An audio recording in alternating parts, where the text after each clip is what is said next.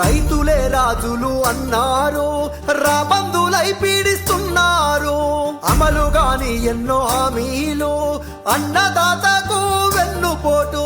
చెమటదార పోసి కడుపు గట్టి సేను దున్ని వ్యవసాయాన్ని చేస్తే పండిన పంటకు ఇలువలేదు, పండించే రైతుకు బతుకులేదు. అయ్యో మక్కలు ముక్కి పోతున్నాయి, రోడ్ల మీద రోదిస్తున్నాయి.